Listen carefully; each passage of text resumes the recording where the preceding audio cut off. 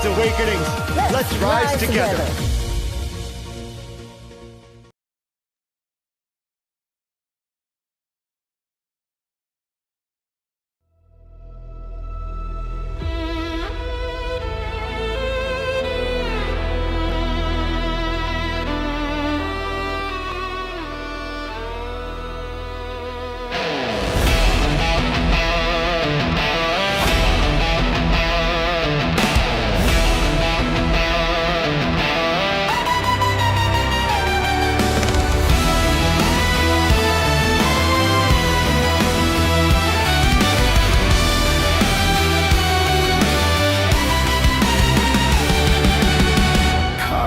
Bare shadows collide, hidden truths in the tide, a spark in the dark, it glows.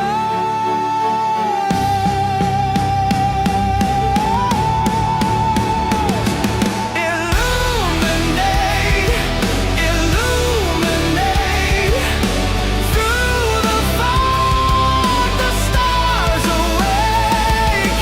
Illuminate, illuminate, the path you seek, the steps you take.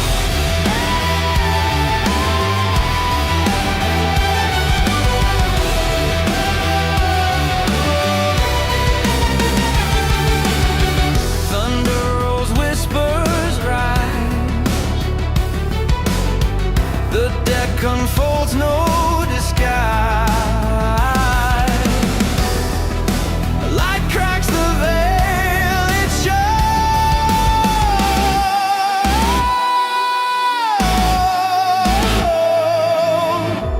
what's unseen now inside, what's unknown now ignite.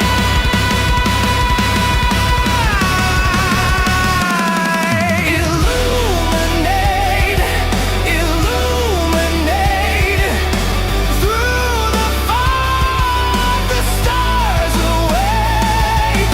Illuminate, illuminate, the path you seek, the steps you take.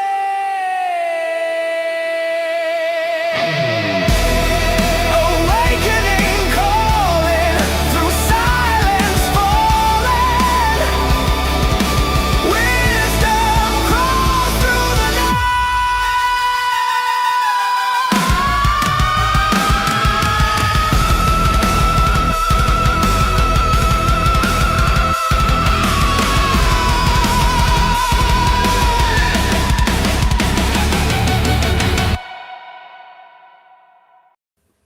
Good morning, everybody. That was the coolest new video Micah did for me. It's awesome. Happy Friday. I'm glad y'all are here for Illuminate with Lunaria. For those of you who have not been here before, we go through a full Celtic Cross reading for the week. And then we pull one card that we go through for our homework for the week, things that we need to work on. And we go through that in depth, getting to learn the cards more in depth. Welcome everybody that's here. I'm so glad you guys are here. Yeah, that was a very cool opening. Yes, Micah redid it and it's very cool. All right, so after we finish the reading, we will do shadow work for everybody in the room that's live that would like me to pull a card for you. We will get that done. So don't forget, when it comes to collective readings, yes, homework. When it comes to collective readings, take what resonates, leave what doesn't. It's not necessarily for you. If it doesn't make sense to you, then it's not for you. Leave it for whoever it's for and just take what works for you. All right, so let's get started. This is not a, I need to unmute the radio station. Dang it. One of these days I will get everything done and on time and start correctly. But until then, we'll just keep fumbling. All right, so let's start off. This is not an easy reading today. Sorry, guys. We're not even starting off great. We are starting off with The Eight of Cups. We're starting off with walking away. Not consider it. Right, we're gonna already start with the English, our hard inability to speak this morning. All right. We are starting off walking away, not considering it, not fantasizing about actually doing it or being called to.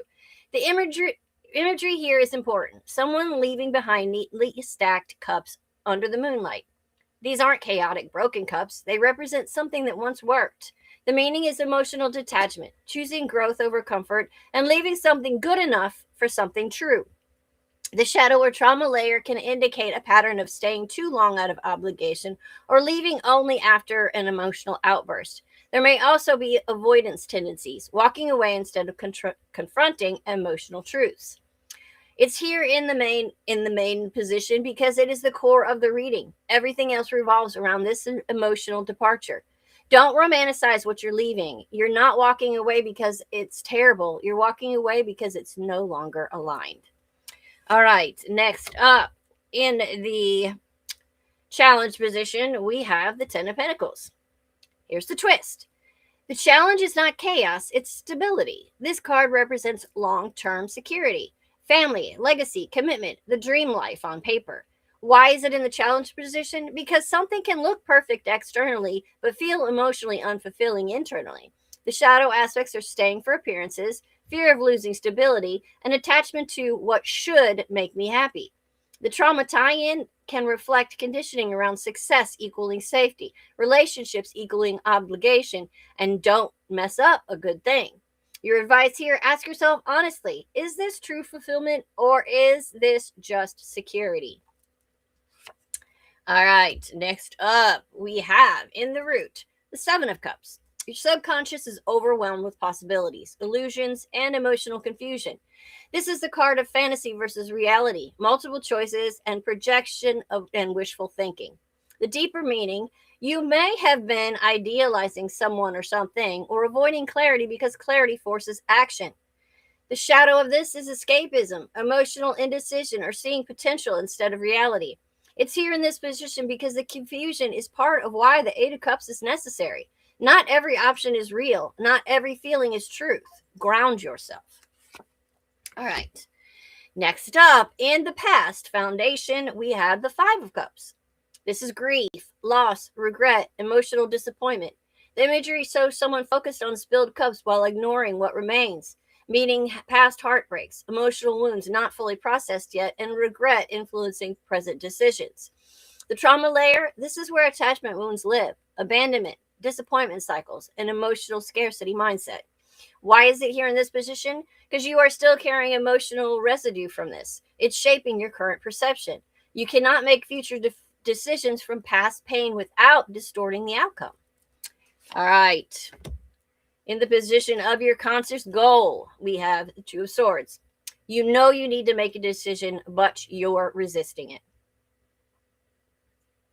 Papa walks into the room and immediately gets called out. Wait till we get to the homework card. This card shows avoidance, emotional blocking, and choosing not to see. The deeper meaning may be you may be trying to keep the peace, avoid hurting yourself or someone else, or delay the inevitable. The shadow is indecision, is a decision. Why is it here? You're aware something isn't right, but you haven't fully faced it yet. Take off the blindfold. Clarity will not destroy you, but avoidance will exhaust you. All right, in the near future, our good old friend, the Six of Cups. Here comes the past again. This card brings nostalgia, past connections, inner child energy, or someone from the past resurfacing. The important nuance, this is not always reconciliation. It's often reflection. The trauma attachment layer is comfort and familiarity, romanticizing past connections and repeating cycles because they feel safe. Why is it here? Because as you try to move forward in the Eight of Cups, something from the past may pull at your emotions. Your advice here, just because it feels familiar, doesn't mean it's healthy. All right.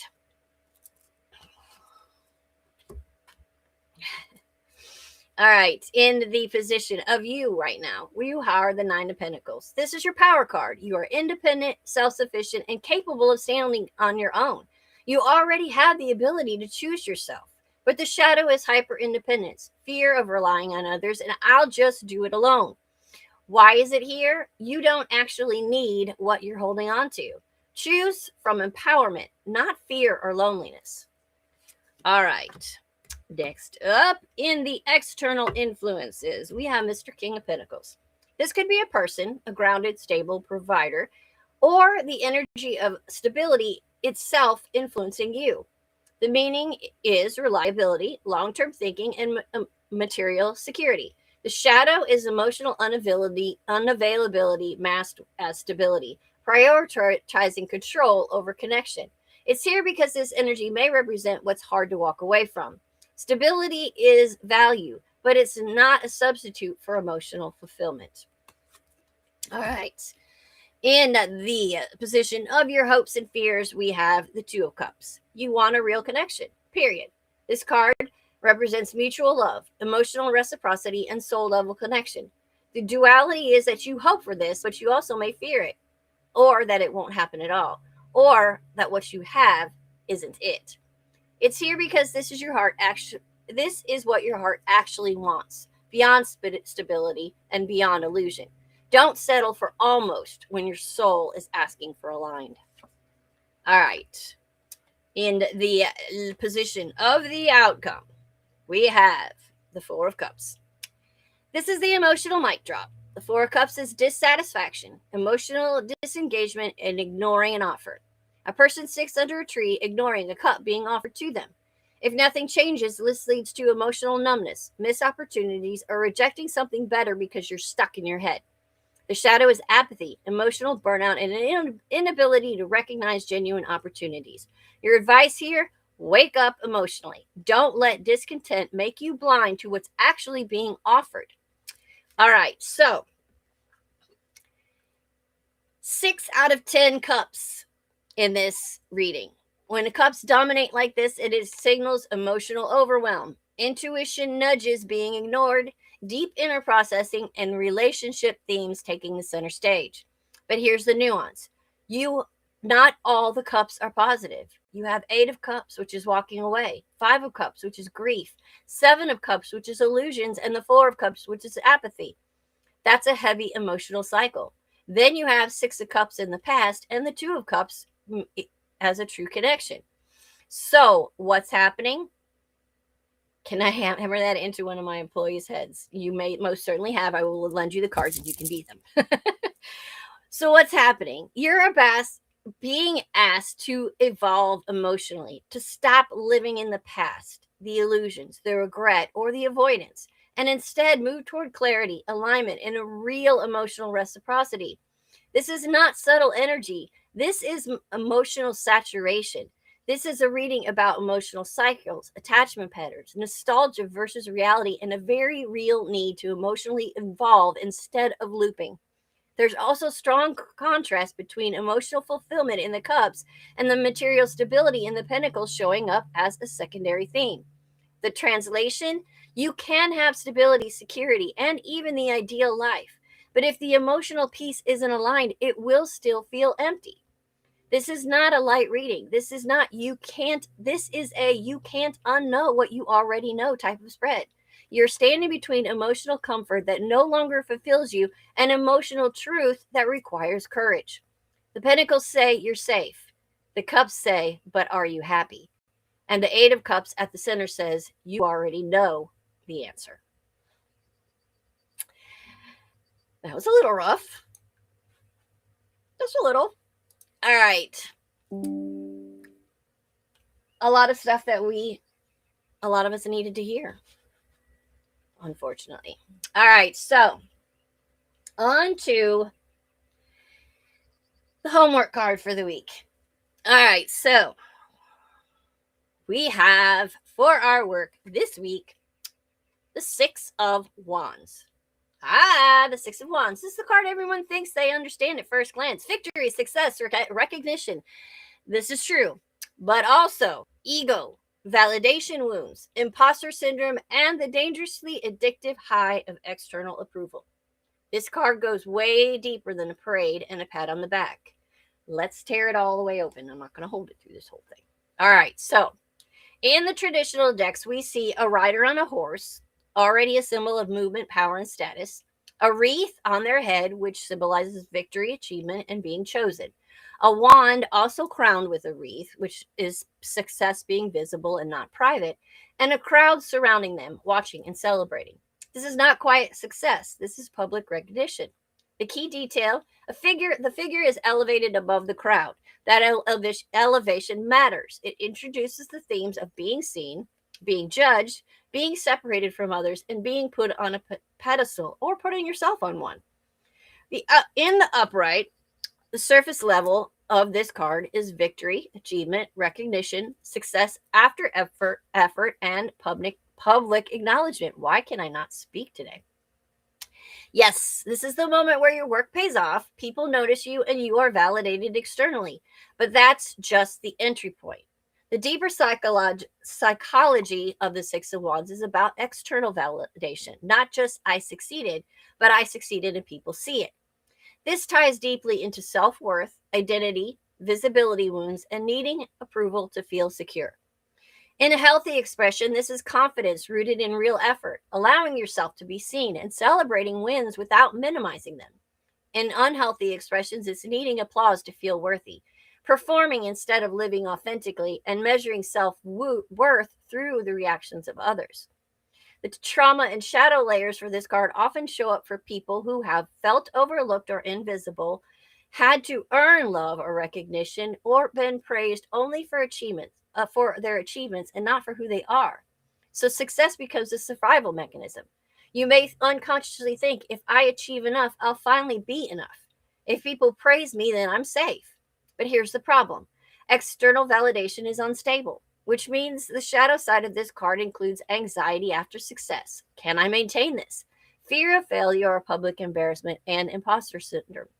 The ego versus the authentic confidence says it's the Six of Wands walks a very fine line. Sorry, I'm looking at the chat. I'm having a hard time letting my past go. I was telling Kitten this yesterday. Yeah, so am I. So we're in that one together. All right, confidence says I did it well and I'm proud of myself. But ego says I need you to tell me I did it well or it doesn't count. This card asks, who are you without the applause? In love and relationships in the upright, this is being proud of your partner. A relationship being becoming public or official, or feeling chosen and celebrated. But deeper, are you being loved or just admired? Are you choosing someone because they validate you? This can also indicate relationships that look great from the outside, but may rely heavily on appearances. In career and life path, this is promotions, recognition, leadership, being in the spotlight, an influencer, and visible energy. Take the win, own it, but don't build your identity on it. When this card is in the reverse, this is where we get into the real work. The surface level of the reversal, on the surface level of a reversal is the lack of recognition, delayed success, feeling overlooked, public failure, or embarrassment. But again, that's just the surface. The internal experience when reversed is where validation wounds get loud. You may feel unseen, underappreciated, and like your efforts don't matter. Or the opposite, you are being recognized, but you can't internalize it. That's imposter syndrome.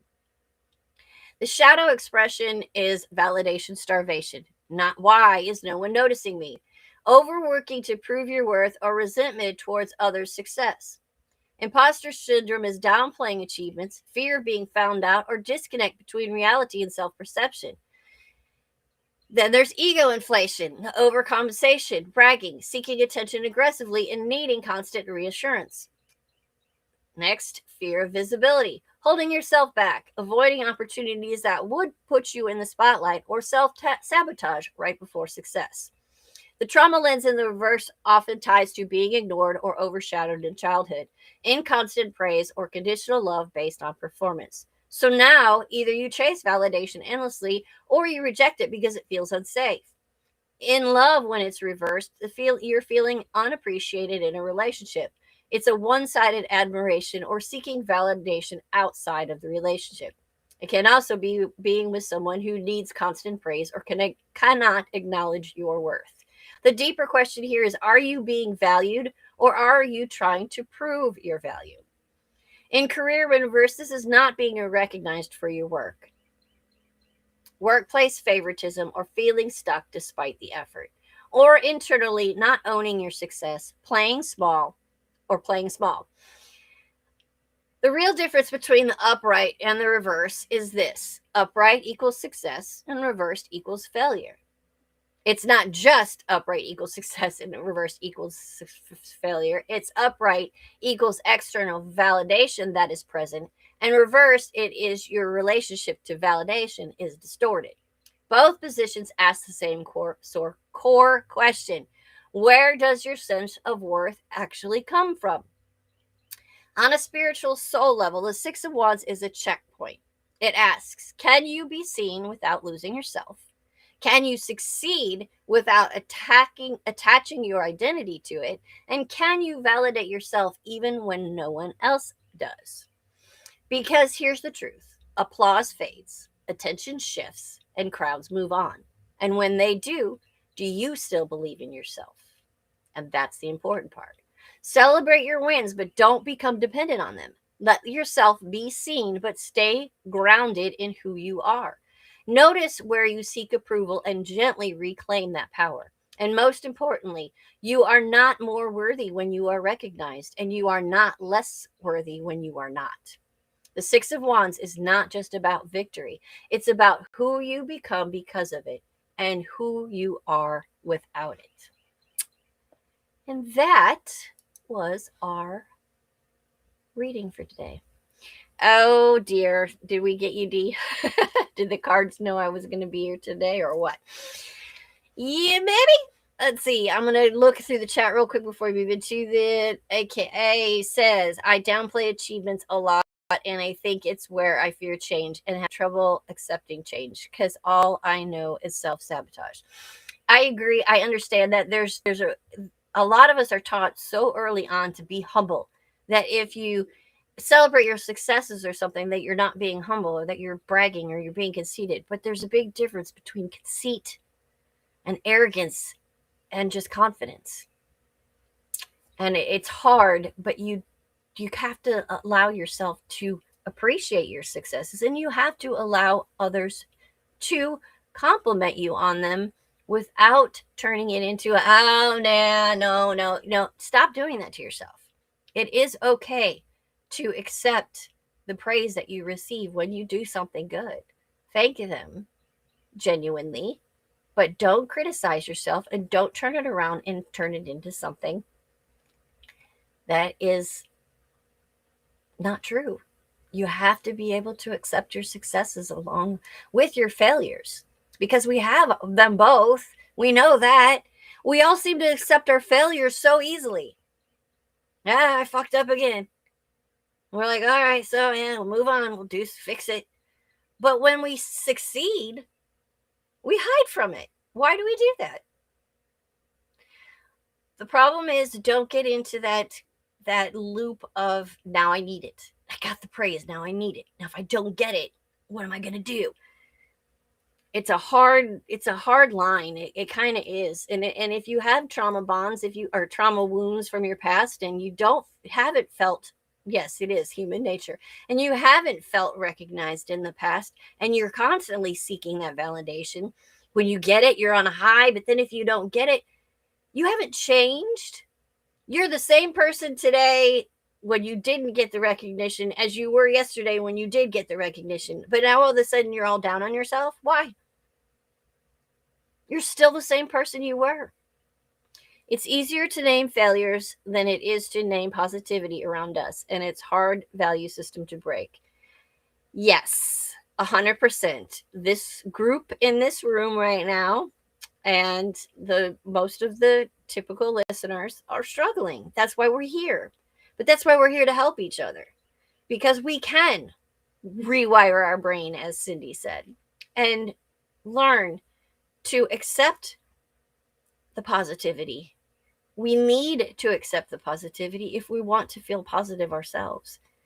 If you're sitting around thinking about all your failures constantly, then what are you going to continue to do? You're going to be in a negative mindset and you're going to continue to make mistakes. We're going to make mistakes regardless, but you're going to keep screwing up more if you're constantly in a state of, I can't do anything right. We all have our blessings and our gifts. And sometimes we might need to find them. But find something that makes you feel good. Do it for you. You don't have to have everyone else's praise. It's what you need. It's what makes you happy that matters. I mean, I'm not saying go out there and screw everyone else's life around, but I'm saying if you're not happy in your job, in your relationship, in your family dynamics, in whatever situation it is that you're in, if you're not happy, then you need to make changes, because you can't make other people happy when you're unhappy, and you're going to, it's we feed off of each other. If you're hanging around people who are miserable, you become miserable. If you're miserable and you're around people, you make them miserable. We got to stop focusing on finding what makes us happy within ourselves and stop looking for it in other people, because they're not going to give it to us. We have to give it to ourselves. Good morning, Nikki. Totally there, and it gets tiring and frustrating. You know how you need to break the cycle, but it's exhausting. It's time to stop making self-excuses. There's more than one way to commit suicide. What? I'm guessing that what you're saying by that is you can, not necessarily. I know I can't say that. Probably we're not supposed to say that on YouTube, but if you're saying you can back out of your life and just become a blob and basically, do nothing with your life, you can do that, and you can, for all intents and purposes, basically end your life. But if you need to talk after, yeah, okay. I'm glad that you pointed that, because the wording scared me a little bit. So yeah, we're not. It's okay, and I understand. Yeah, no, I mean, none of us.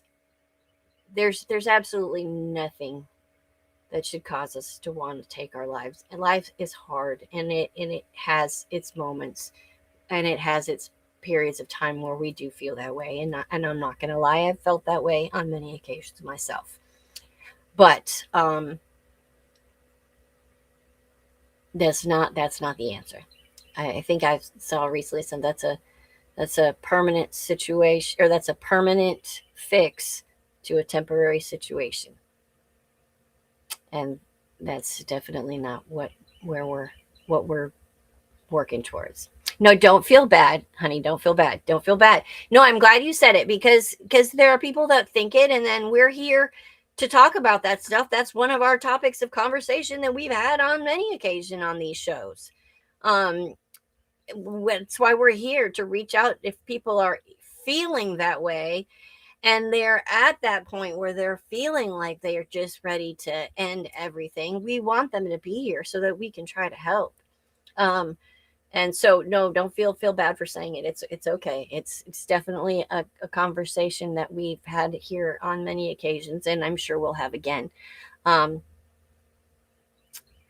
Nikki says if one of us does something like that, she'll resurrect us and do it to you again, do it to us again for us. Nobody's here. No, we're not talking about that. We're talking about walking away from our life and just feeling like we just give up, and just becoming a bump on the couch and couch potato and giving up. But what kind of life is that? It's not going to last for long. That's a past long gone for me. Yeah. All right, guys. So let's talk about our shadow work for the week. I don't know who in the room wants one. I will get one for Micah while I'm waiting to see who else might want one, because he just gets one because he gets one, period. I got to get off here and get Oh, okay, D. I'm glad you got to come by, though. I haven't seen you in so long. It was so good. Well, sort of see you. See your name anyway. Let me know before you leave if you want a shadow work. All right. Micah. I know you must be listening. All right, okay, gotcha.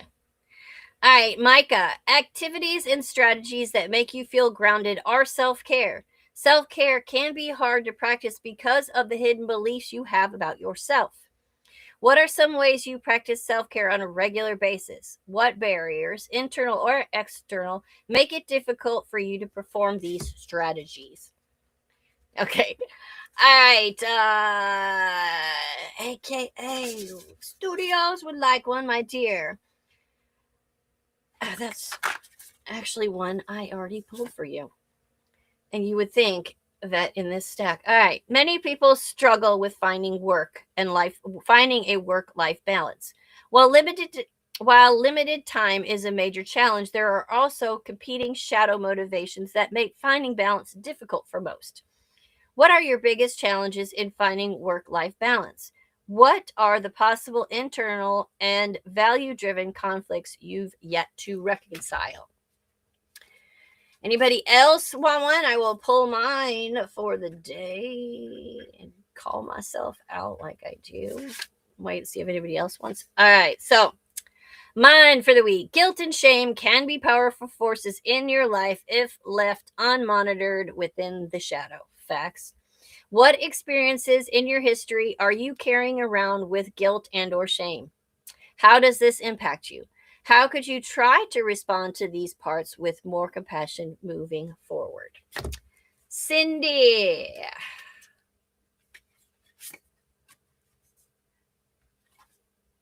All right, Cindy, the explorer is an archetype of someone with never-ending wanderlust and desire for novelty. Have you ever lived your life as this type? What were the benefits and challenges? If you haven't seen yourself as an explorer, in what ways might your shadow desire some of the traits of this archetype? Michael, would you like a card? A shadow card? AKA says, I'm working to become a published novel writer. I'm trying to expand creative writing explorations online. That's great. Absolutely. That's fantastic. All right, Michael. Even positive experiences like simple awe and wonder can be repressed into the shadow. Unfortunately, this can limit the access to your higher, more spiritual self. What's been a moment of awe and wonder in your life? How could you create more presence for these kinds of moments moving forward? All right. If no one else would like a shadow card, I will. Of all things, if y'all were here yesterday for the core, do you remember at the last minute of the show when that card popped out? And I was like, okay, he said this, and look what showed up. Well, as I was shuffling today, the same card came out for today. So apparently, clarity is the topic of the day. May you know clarity of vision and purpose. When the world becomes obscured and untrustworthy, may you know your own soul, your own truth, and your own heart. May this clarity be your compass as you take the steps of your journey. Trust this clear vision and make firm choices that are in the interest of your greatest good. Shock and awe has been. All right, so I'm going to see if I can find Micah's things here. Let's see. Nope, that's not it. Oh, wait, maybe it's there. There it is. No, that's not it either. I was trying to find the pictures and stuff. Anyway, I can't find them, so I'm just going to put up. Oh, here we go. Embers of Light is already up there. Never mind. All right, forget it. It's already there. Embers of Light. It's right there in the corner. right there. You'll find everybody's everything, from the station, from the radio station to the shows to everything else. Michael is working on an amazing website for us, and I cannot wait till it's done so y'all can see it. You can watch the shows from the website. You can do everything from the website. It's going to be very cool. All right, so tonight on Voices on the Rise, 6 p.m. with Hathery, it is Robin Bell, and he is so good. Y'all are going to absolutely love it, so be there tonight for that. I hope y'all have an amazing weekend. We'll be back Monday at 11 a.m. for the Bloom. Monday night at 6 p.m. for the Messengers. Tuesday, we will be here at 11 a.m. for Brindle's Vision. Is it 11 or is it noon? I don't know why it's noon for Brindle's Vision. Oh, Robin's doing acoustics. Cool. All right. So 11 or noon for Brindle's Vision. Then we'll be back on Wednesday night with Phoenix Talks with Brindle and Diane. The three of us will be back Thursday morning at 11 a.m. for the core, and I will be right back here Friday. And honey, you don't have anything to apologize for the misunderstanding. It's perfectly fine. I'm not upset. I'm glad we got a chance to talk about it because we do talk about that on this show. So it's okay. No need to apologize whatsoever. All right. I think that is all that I have for today. And oh, that is right. Rev D does have a guest on the Bloom on Monday. Am I allowed to say who that special guest is? I mean, I think it's been announced. I don't know. I know there's a delay, so I'm waiting for an answer. But yes, Rev D will have yeah, okay, so everybody knows anyway. Michael will be Rev D's guest host on Monday at 11 a.m. So be here for that. It's going to be great. All right, guys, I love you so much. I hope you have an amazing weekend, and I will see you Monday night at 6 p.m. Enjoy. I love you. Love yourselves. Be good. And all that jazz. All right, guys. I will see you soon. Let me get me out of here. What's unseen now inside? What's unknown now ignite?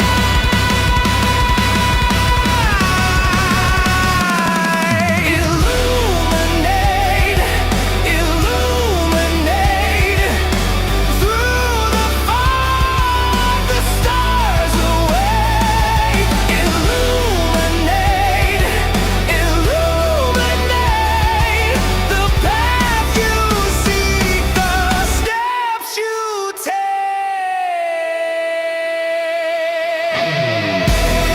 Awakening calling, through silence falling. Wisdom crawls through the night.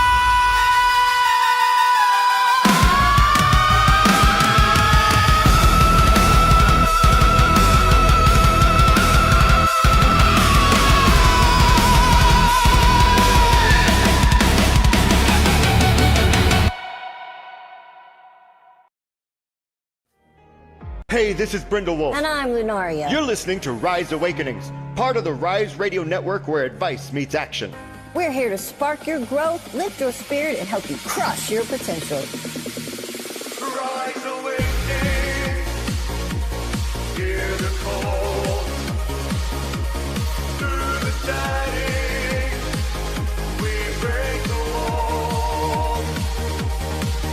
Your station, your voice, where dreams awaken in blood. Rise awakening, now is the dawn. Rise Awakenings. Let's rise.